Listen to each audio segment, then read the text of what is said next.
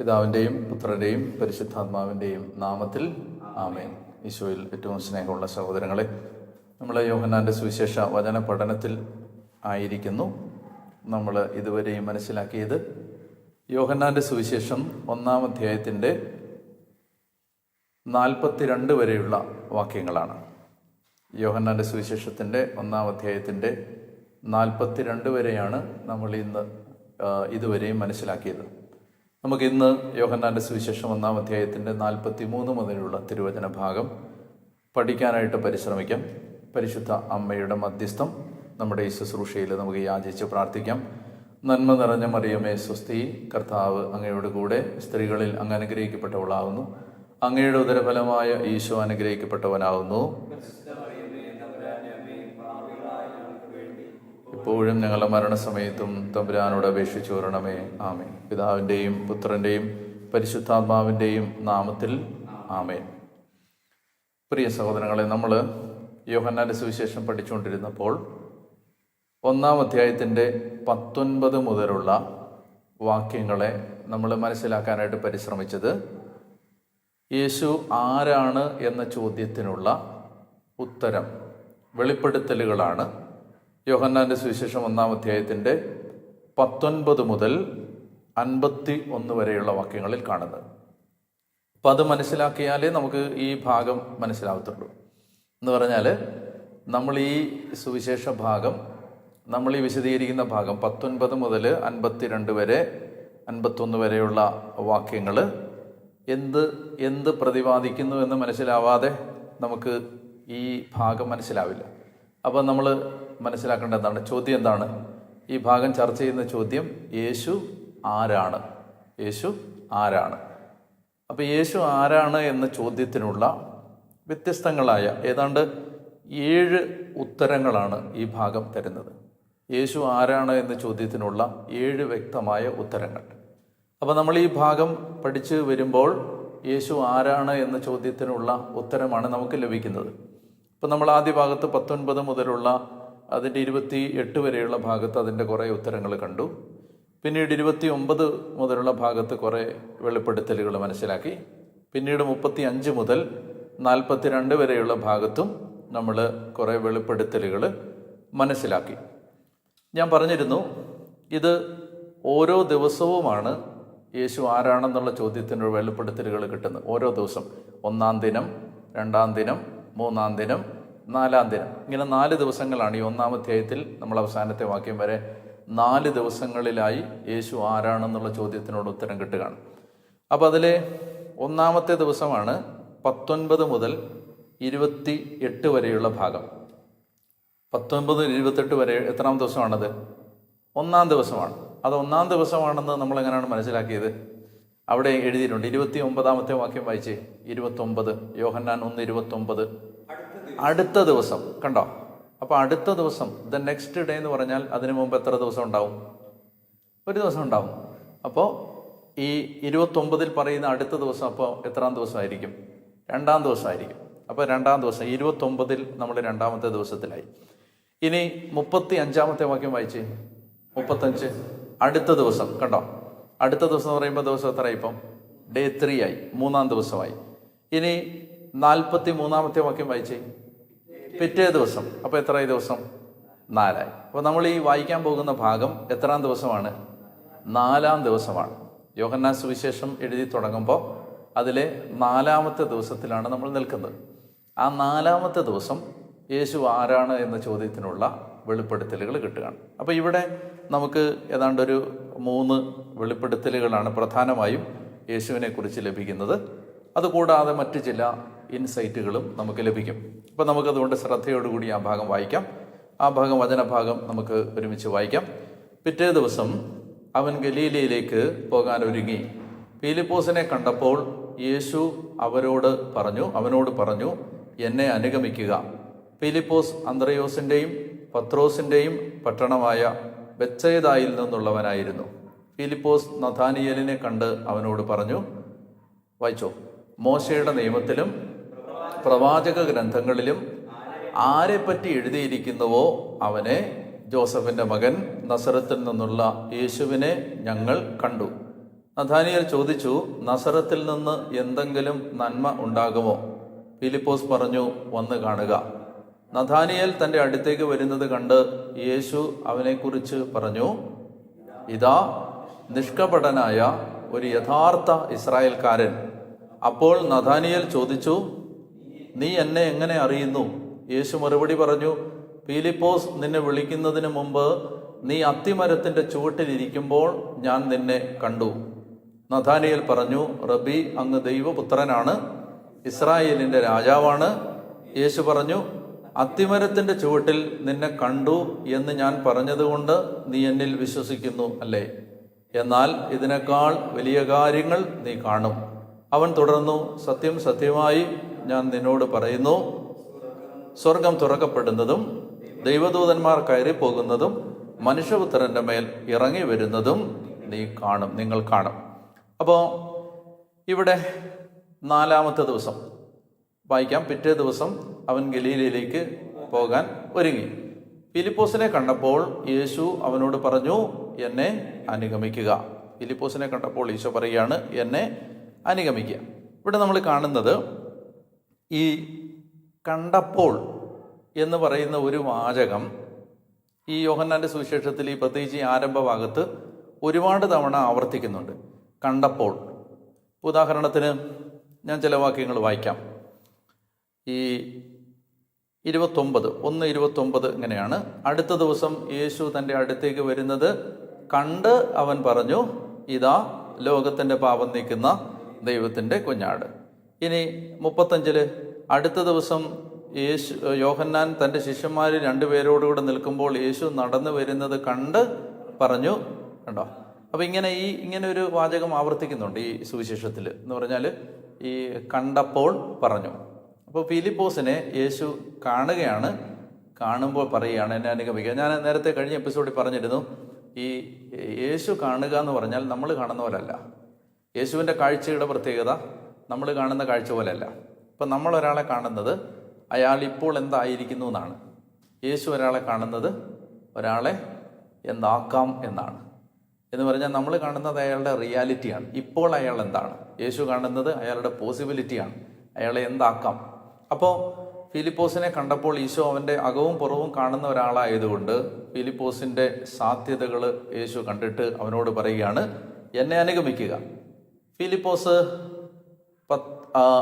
അന്ത്രയോസിൻ്റെയും പത്രോസിൻ്റെയും പട്ടണമായ ബെത്സയിദായിൽ നിന്നുള്ളവൻ ആയിരുന്നു. അതെന്തിനാ അത് പറഞ്ഞിരിക്കുന്നതെന്നറിയാമോ? നിങ്ങൾ ശ്രദ്ധിച്ചിട്ടുണ്ടോ എന്ന് എനിക്ക് അറിഞ്ഞൂടാ. അതായത് ഇവിടെ ഒരു ചങ്ങല ഇങ്ങനെ ആവർത്തിക്കപ്പെടുന്നുണ്ട്. അതായത് ആദ്യമായിട്ട് യേശുവിനെ ആരാണ് പരിചയപ്പെടുത്തുന്നത്? യോഹന്നാൻ്റെ സുവിശേഷത്തിൽ സ്നാപക യോഹന്നാനാണ്. അപ്പോൾ ഇത് നിങ്ങൾ ശ്രദ്ധിച്ചോണം. സ്നാപക യോഹന്നാൻ ആർക്കാണ് പരിചയപ്പെടുത്തിയത്? അന്ത്രയോസിനും യോഹന്നാനുമാണ് പരിചയപ്പെടുത്തിയത്. തൊട്ടു മുമ്പത്തെ ഭാഗത്ത് നമ്മൾ കണ്ടിരുന്നു, സ്നാപക യോഹന്നാൻ യേശുവിനെ പരിചയപ്പെടുത്തിയത് തൻ്റെ 2 ശിഷ്യന്മാരുടെ കൂടെ നിൽക്കുമ്പോൾ അന്ത്രയോസും യോഹന്നാനുമാണ് നിൽക്കുന്നത്. അപ്പോൾ ഇത് നിങ്ങൾ ശ്രദ്ധിക്കണം. യോഹന്നാൻ ആർക്ക് പരിചയപ്പെടുത്തി? ഒരു ചങ്ങല നമ്മൾ കാണാൻ പോവാണ്. യോഹന്നാൻ ആർക്ക് പരിചയപ്പെടുത്തി? അന്ത്രയോസിനും യോഹന്നാനും പരിചയപ്പെടുത്തി. അന്ത്രയോസിനും യോഹന്നാനും. അപ്പോൾ സ്നാപക യോഹന്നാൻ, അന്ത്രയോസ്, യോഹന്നാൻ. ഇനി എന്ത് ചെയ്തു? ഈ അന്ത്രയോസ് എന്ത് ചെയ്തു? അന്ത്രയോസ് പത്രോസിനെ പരിചയപ്പെടുത്തി. അപ്പോൾ യോഹന്നാൻ, അന്ത്രയോസ്, സ്നാപക യോഹന്നാൻ, അന്ത്രയോസ്, യോഹന്നാൻ, പത്രോസ്. ഇനി ഈ പത്രോസിൻ്റെയും അന്ത്രയോസിൻ്റെയും നഗരമായ ബെത്സയിദയിൽ നിന്നുള്ള ആളാണ് ആര്? ഫിലിപ്പോസ്. മനസ്സിലായി? അപ്പോൾ ഫിലിപ്പോസിന് ആരാണ് യേശുവിനെ കുറിച്ച് പറഞ്ഞു കൊടുത്തത്? പത്രോസ്, അന്ത്രയോസ് ആയിരിക്കണം. ഇതൊരു ചെയിനാണ്. മനസ്സിലാവുന്നുണ്ടോ? യേശുവിനെ അറിഞ്ഞ ഒരാൾ അറിയാത്ത ഒരാൾക്ക് പരിചയപ്പെടുത്തി കൊടുക്കുന്നു. അയാൾ യേശുവിലേക്ക് വരുന്നു, അയാൾ യേശുവിനെ അനുഭവിക്കുന്നു, അയാൾ വേറൊരാൾക്ക് പരിചയപ്പെടുത്തുന്നു, അയാൾ യേശുവിനെ അനുഭവിക്കുന്നു, അയാൾ വേറൊരാൾക്ക് പരിചയപ്പെടുത്തുന്നു. ഇങ്ങനെ ഇടമുറിയാത്തൊരു ചങ്ങലയാണ് ഇവിടെ അവതരിപ്പിക്കുന്നത്. സ്നാപക യോഹന്നാൻ, അന്ത്രയോസ്, യോഹന്നാൻ, പത്രോസ്, ഫിലിപ്പോസ്. ഇനി ഫിലിപ്പോസ് ആരെയാണ്? നഥാനിയേലിനെ. 1-ാം അധ്യായം അവസാനിക്കുമ്പോൾ നിങ്ങൾ നോക്കി, ഈ ചങ്ങല കണ്ടോ? യേശുവിനെ പരിചയപ്പെടുത്താനുള്ള ഉത്തരവാദിത്വം യേശുവിനെ അനുഭവിക്കുന്ന എല്ലാവർക്കും ഉണ്ടെന്ന് നമ്മളെ യോഹന്നാൻ ഓർമ്മപ്പെടുത്തുകയാണ്. അറിഞ്ഞ ഒരാൾ അറിയാത്ത ഒരാൾക്ക് പരിചയപ്പെടുത്തി കൊടുക്കുന്നതിലൂടെ. അതാണ് നമ്മളിവിടെ കാണുന്നത്. ഈ ഫിലിപ്പോസ് അന്ത്രയോസിൻ്റെയും പത്രോസിൻ്റെയും പട്ടണമായ ബെത്സയിദായിൽ നിന്നുള്ളവനായിരുന്നു എന്ന് പറഞ്ഞിരിക്കുന്നതിൻ്റെ കാരണം ഈ പരിചയപ്പെടുത്തിയത് പത്രോസും അന്ത്രയോസുമാണ് എന്ന് പറയാൻ വേണ്ടിയിട്ടാണ്. അപ്പോൾ ഈ യോഹന്നാൻ എന്ത് ചെയ്യുന്നു? ഫിലിപ്പോസ് യേശുവിൻ്റെ അടുത്തേക്ക് വരുമ്പോൾ ഫിലിപ്പോസിനോട് ഈശോ പറയുകയാണ്, നീ എന്നെ അനുഗമിക്കുക. ഇനി ഫിലിപ്പോസ് എന്ത് ചെയ്തു? വായിക്കാം 45-ാമത്തെ വാക്യം.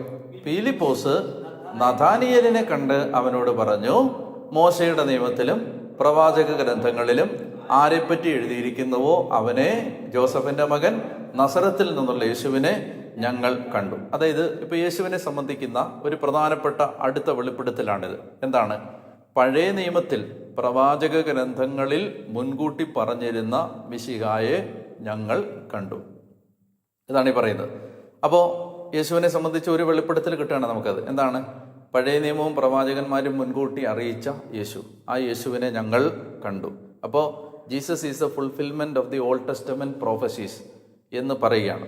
അപ്പോൾ പഴയ നിയമത്തിൽ വെളിപ്പെടുത്തപ്പെട്ട എല്ലാ വെളിപാടിൻ്റെയും പൂർണ്ണതയായ യേശുവിനെ ഞങ്ങൾ കണ്ടു എന്ന് പറയുകയാണ്. ഇനി ഈ നഥാനിയേൽ ആരാണ്? 12 അപ്പോസ്തലന്മാരിൽ നഥാനിയേലുണ്ടോ? നഥാനിയേലുണ്ട്. നഥാനിയേലാണ് ഈ ബർത്തലോമിയ എന്ന് പറയുന്നത്.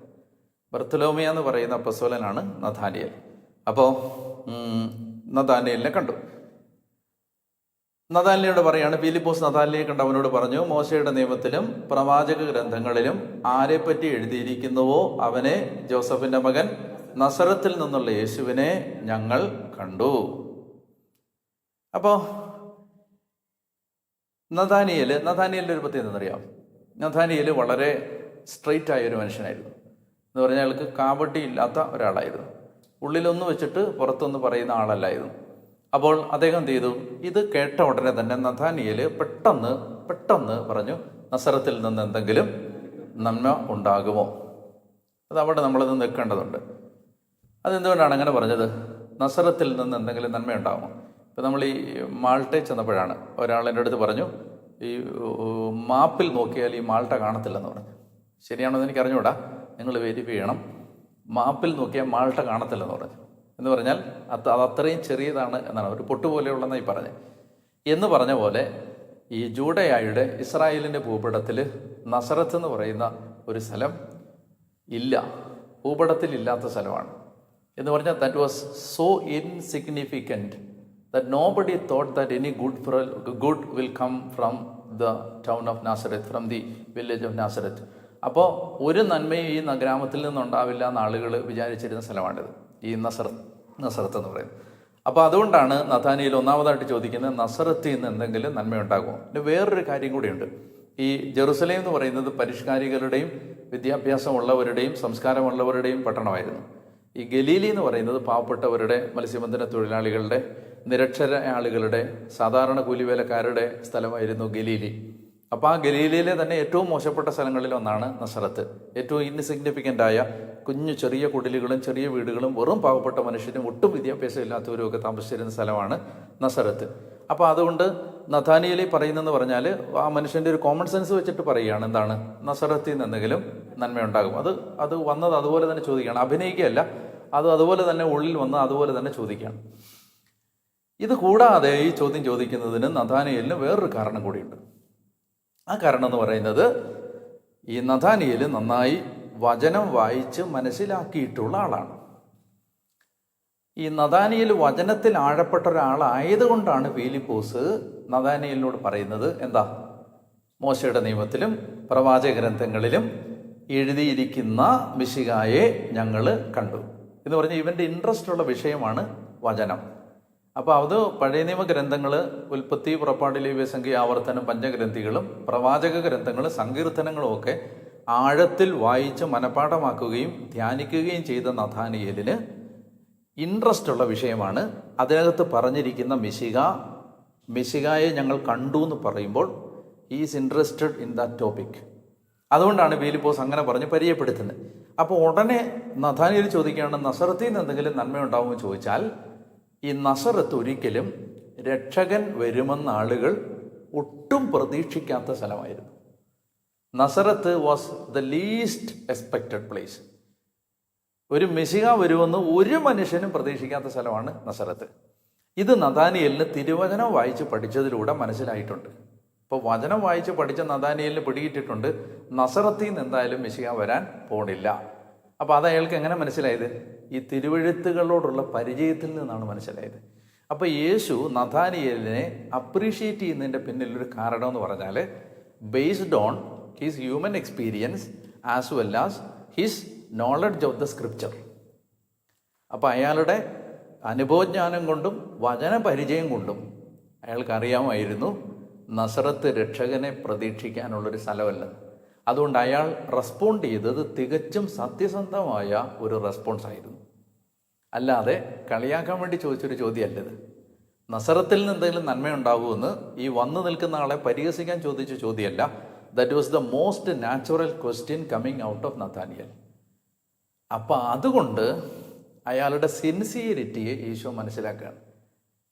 അയാൾ അന്വേഷിച്ച് നടന്ന മനുഷ്യനാണ്. അയാൾ അന്വേഷിച്ച വഴിയിലൊന്നും നസറത്തിൽ നിന്നൊരു മെസ്സിഹ വരുമെന്ന് അയാൾക്ക് ഇത്രയും കാലമായിട്ടും ഒരു ബോധ്യവും ഒരു അനുഭവവും ഒരു പരിചയവും ഇല്ലാത്തത് കൊണ്ട് അയാളുടെ നാച്ചുറൽ അയാളുടെ റെസ്പോൺസാണ് നസറത്തിൽ നിന്ന് എന്തെങ്കിലും നന്മയുണ്ടാകുമോ. അപ്പോൾ ഫിലിപ്പോസ് പറഞ്ഞു, എന്ത് ചെയ്യുക? വന്ന് കാണുക. അപ്പം ഇത് തന്നെ ഇത് തൊട്ട് മുമ്പത്തെ ഭാഗത്ത് നമ്മൾ കാണുന്നുണ്ട്. എന്താണ്?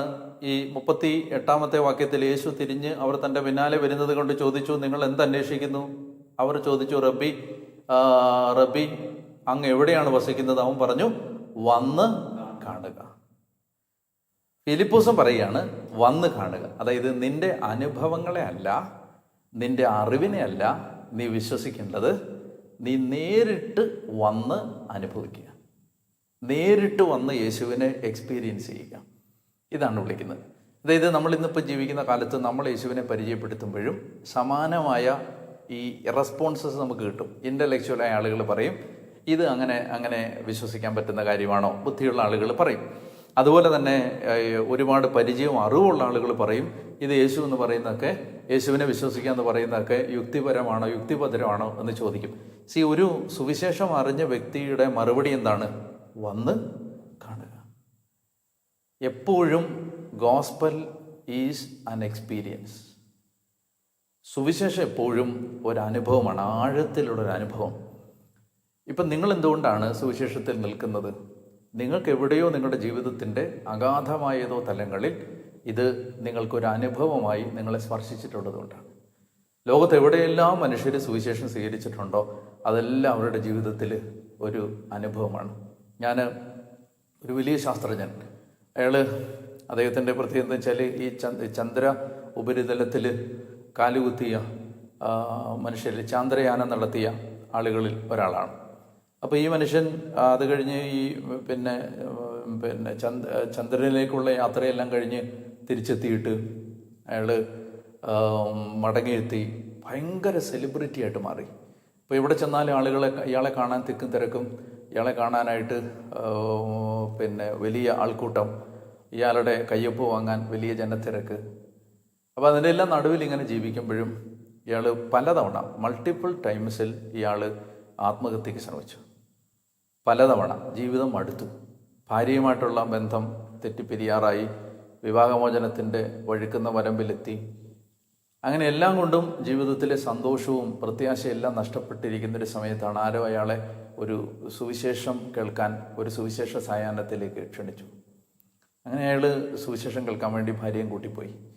അങ്ങനെ ഭാര്യയുടെ കൂടെ ഇങ്ങനെ ഇരുന്ന് വചനമെല്ലാം കേട്ട് കഴിയുമ്പോൾ ഈ ഓൾട്ടർ കോളുണ്ട്. സുവിശേഷം കേട്ട് കഴിയുമ്പോൾ നിങ്ങൾ ആരെങ്കിലും യേശുവിനെ രക്ഷകനും നാഥനുമായിട്ട് സ്വീകരിക്കുന്നു എന്ന് ഈ ഇവാഞ്ചലിസ്റ്റ് വിളിച്ചു ചോദിക്കും. അപ്പം നിങ്ങൾക്ക് അങ്ങനെയുള്ളവർക്ക് മുന്നിലേക്ക് വരാമെന്ന് പറയും. അപ്പോൾ ആയിരക്കണക്കിന് ആളുകൾ, ഇയാളെ പരിചയമുള്ള ആയിരക്കണക്കിന് ആളുകൾ ഈ ഓഡിറ്റോറിയത്തിലുണ്ട്. പക്ഷെ അവരുടെ നടുവിൽ ഈ മനുഷ്യൻ ഭാര്യയുടെ കൈയും പിടിച്ചുകൊണ്ട് എഴുന്നേറ്റുന്നു.